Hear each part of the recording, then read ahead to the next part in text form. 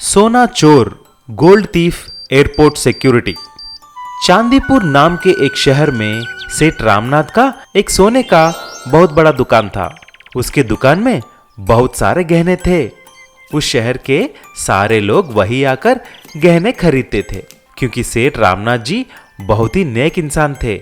उनके पास किशोर और स्वामी करके दो आदमी काम करते थे। आने वाले कस्टमर्स को गहने दिखाकर सेल्स करते थे। एक दिन उस शहर के कलेक्टर की बीवी रूपा गहने खरीदने सोने की दुकान को आती है। आइए मैडम आइए, कैसे हैं आप? आजकल नए डिजाइन्स आए हुए हैं, क्या देखना चाहेंगे? रामनाथ जी, मेरे लिए नए डिजाइन की चूड़ियाँ, मेरे पति के लिए 2 चेन और हाँ, एक 100 ग्राम का गोल्ड बिस्किट भी चाहिए। जी मैडम, जरूर। अरे ओ किशोर, मैडम को जो चाहिए दिखाओ। रामनाथ ऐसा बोलकर अपने काम में लग जाता है। किशोर कुछ नए डिजाइन्स दिखाने के लिए नीचे की अलमारा खोलता है। उसमें गोल्ड बिस्किट्स और नए गहने देखकर चुपचाप कुछ गहने और 100 ग्राम की गोल्ड बिस्किट भी निगल लेता है। फिर उठकर रूपा मैडम को गहने दिखाना शुरू करता है। ओफो, ये क्या है? ये सब तो पुरानी मॉडल्स हैं, मुझे कुछ नया दिखाओ। रूपा ऐसे चिल्लाने पर रामनाथ आकर देखता है और चौंक जाता है कि वहां पर नए डिजाइन्स वाले गहने तो नहीं हैं और गोल्ड बिस्किट भी नहीं था।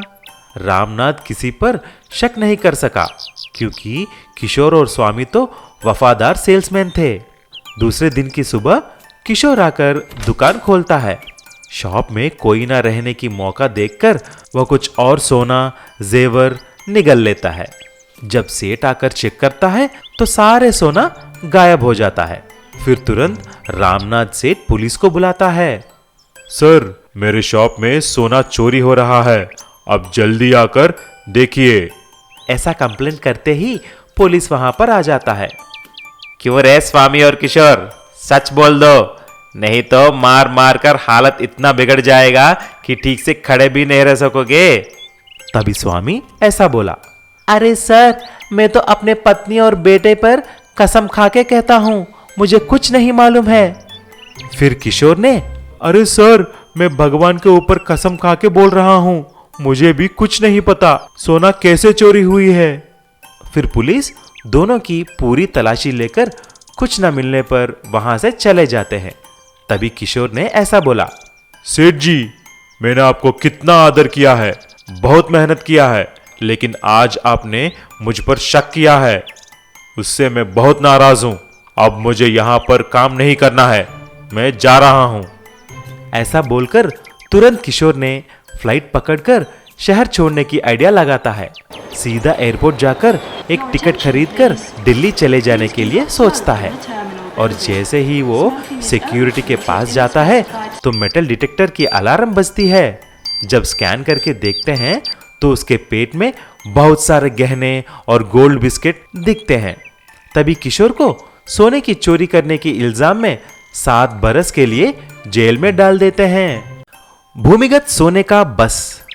खाजीपेट नाम के एक गांव में सुभाष नाम का एक व्यक्ति रहा करता था। उसके पास एक बस थी।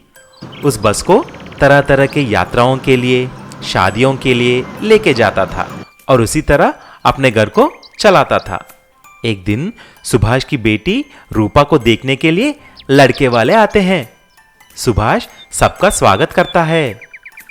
आइए आइए, नमस्कार जी, बैठिए, पहले कुछ स्वीट खाएंगे क्या? भाई सुभाष, हमको आपकी बेटी बहुत पसंद आ गई, लेकिन ये बोलो दहेज में क्या मिल रहा है? भाई साहब, मेरे पास जो कुछ भी है तो ये बस ही है, मैं अपनी बस दहेज में दे दूंगा। ऐसा बोलते ही रिश्ता पक्का करके लड़की वाले चले जाते हैं।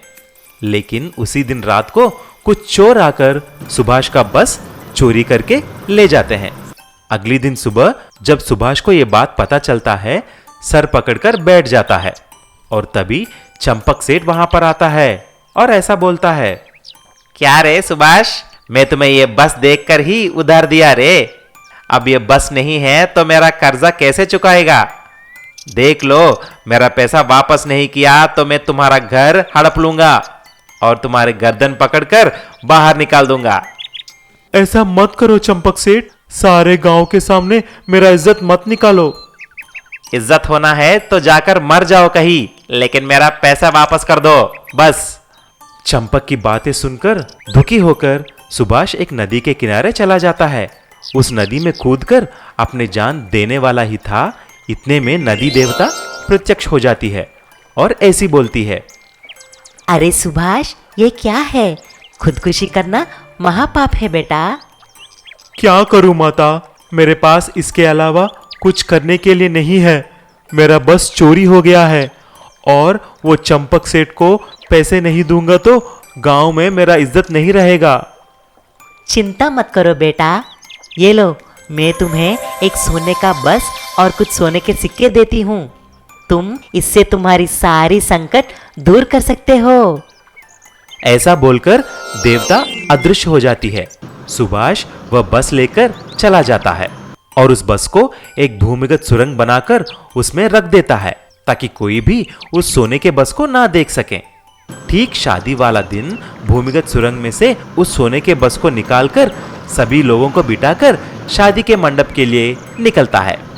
उस सोने की बस को देखकर चंपक सेठ और सारे गांव के लोग परेशान हो जाते हैं। तभी चंपक सेठ ने ऐसा बोला, क्या रे सुभाष, कुछ लॉटरी लग गई है क्या? जरा हमें भी बताओ। सुभाष हंसकर बस को चलाते निकल जाता है और धूमधाम से रूपा की शादी भी करता है। दहेज में सोने की बस को देखकर उसके ससुराल वाले भी पहले चौंक जाते हैं, लेकिन बाद में बहुत खुश हो जाते हैं। उसके बाद देवता का दिया हुआ सोने के सिक्के बेचकर सुभाष भी खुशी खुशी से रहने लगा। एक समय की बात है, एक गांव में चंदू नाम का एक मटन वाला रहता था। वो रोज ताजा मटन लाकर गांव में बेचता था। सभी गांव वाले उसके मटन की बहुत तारीफ करते थे। भाई मटन हो तो चंदू के दुकान जैसा हो। एक दिन उस गांव में बहुत तूफान आया और तेज बारिश हुई।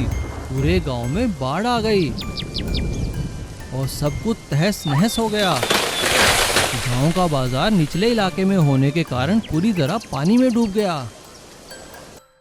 तूफान और बारिश गुजरने के बाद सभी गांव वाले परेशान हो गए। ओहो, इस तूफान ने तो सब कुछ तहस नहस कर दिया। शुक्र है हमारा गांव ऊंचाई पर है, इसीलिए हम लोग बच गए, लेकिन बाजार तो पूरी तरह तबाह हो गया। चंदू भी परेशान हो गया। हे भगवान, अब मैं क्या करूँगा? मेरी दुकान तो टूट गई है और बाजार में पानी भरा है। अब मेरा काम कैसे चलेगा? मेरा घर कैसे चलेगा? ऐसे ही कई दिन बीत गए। चंदू के पास पैसों की कमी होने लगी। चंदू ने अपनी पत्नी से कहा, कमला, कैसे गुजारा चलेगा? अगर ऐसे ही रहा तो हमें घर के बर्तन बेचने पड़ेंगे। और तुम हो, तुम्हें तो कोई फर्क ही नहीं पड़ता। तुम तो बस अपने मोबाइल पे लगी रहो। यह सुनकर कमला ने चंदू से कहा, अरे नाराज क्यों होते हो? मैं मोबाइल पर कोई मस्ती नहीं कर रही। ये देखो, मोबाइल पर आजकल घर बैठे ऑर्डर मिल जाता है। आप भी इस तरह अपनी दुकान मजे से चला सकते हो। कमला की बात सुनकर चंदू के मन में एक आइडिया आता है और वो अपने मोबाइल पर एक सिस्टम बनाता है और चंदू उस सिस्टम पर अपने द्वारा दिए गए मटन के रेट और बाकी चीजें डाल देता है। अब गांव वालों को कभी भी मटन चाहिए होता था तो वो चंदू को फोन कर देते थे या उस सिस्टम में डिमांड कर देते थे। चंदू ताज़ा मटन ले जाकर उनके घर में डिलीवर कर देता था। चंदू के इस मोबाइल मटन शॉप की तारीफ सभी लोगों ने की। अरे वाह चंदू, तुमने अच्छा आइडिया निकाला है। हमें अभी भी ताज़ा ताज़ा मटन सप्लाई करते हो। धन्यवाद सर, आवश्यकता ही आविष्कार की जननी है। जब मुझे ज़रूरत हुई तो मैंने अपना रास्ता निकाल लिया। देखा, मैंने कहा था ना, मोबाइल के जरिए काम बढ़ जाएगा। नए जमाने की तकनीक अपनाने से ही काम बनते हैं। और चंदू पूरे इलाके में मोबाइल मटन शॉप वाले के नाम से जाना जाने लगा। भूमिगत सोने का ट्रेन। चांदीपुर के एक गांव में गोपी और रंगा करके 2 करोड़पति हुआ करते थे। उनके पास बड़े बड़े बंगले और बहुत सारा पैसा था, इसीलिए उनकी एक दूसरे से जमती नहीं थी, लेकिन वह दोनों बहुत बड़े बुद्धू थे। गांव में हमेशा गोपी और रंगा के बीच में कंपटीशन लगा रही थी कि कौन नया चीज खरीदेगा। एक दिन रंगा ने उसके असिस्टेंट रूपेश को बुलाकर ऐसा बोला, अरे ओ रूपेश, पता करो वो गोपी आजकल क्या कर रहा है। मैंने सुना है कि वह कुछ खरीद रहा है। अरे महाराज, गोपी साहब तो एक सोने की कार खरीद रहे हैं। सोने की कार? उसके पास इतना सारा पैसा कहां से मिला रे? महाराज, गोपी साहब तो अपना पूरा जायदाद, बंगला, जमीन, भेड़, बकरी सब बेच डाले और ऐसे ही आए हुए पैसे से सोने का कार खरीद रहा है। कुछ दिन के बाद गोपी ने उसका पूरा जमीन, बंगलो बेचकर एक सोने का कार खरीदता है। रहने के लिए एक झोपड़ी बनाकर उसके सामने ही सोने की कार को रखता है। मालिक, जैसा बोला उस गोपी ने ऐसा ही किया। उसने एक सोने का कार खरीद कर रखा। अबे ओ नालायक, तुम भी कुछ सोच के बताओ कि अब मुझे क्या करना है। मैं क्या खरीदूं ताकि पूरे गांव के लोग चौंक जाएं। उसके बाद रंगा ने बहुत सोचा और एक आइडिया निकालता है। फिर उसके असिस्टेंट रूपेश को बुलाकर एक भूमिगत सुरंग खोदने के लिए बोलता है। कुछ दिन के बाद जब भूमिगत सुरंग बन जाती है, तब वह एक सुनार को बुलाकर सोने का ट्रेन बनाने के लिए बोलता है। मालिक, सोने का ट्रेन? आप सोच के बात कर रहे हैं ना? सोने का ट्रेन के लिए आपके पास पैसे कहां से आएंगे? तुम इसकी चिंता मत करो, तुम बस काम करो। फिर रंगा ने उसका भी पूरा जमीन, बंगलो बेचकर उस भूमिगत सुरंग में सोने का ट्रेन बना देता है और गांव में ऐलान कर देता है कि उसके पास एक ऐसी चीज है जो सब देखकर चौंक जाएंगे। सभी गांव के लोग उस सुरंग के पास इकट्ठे हो जाते हैं। तभी रंगा के इशारे पर भूमिगत सुरंग से एक सोने का ट्रेन बाहर निकलता है। सभी गांव के लोग उसे देखकर दंग रह जाते हैं। वह ट्रेन पूरी सोने की थी, इसीलिए गोपी भी उसे देखकर चौंक जाता है।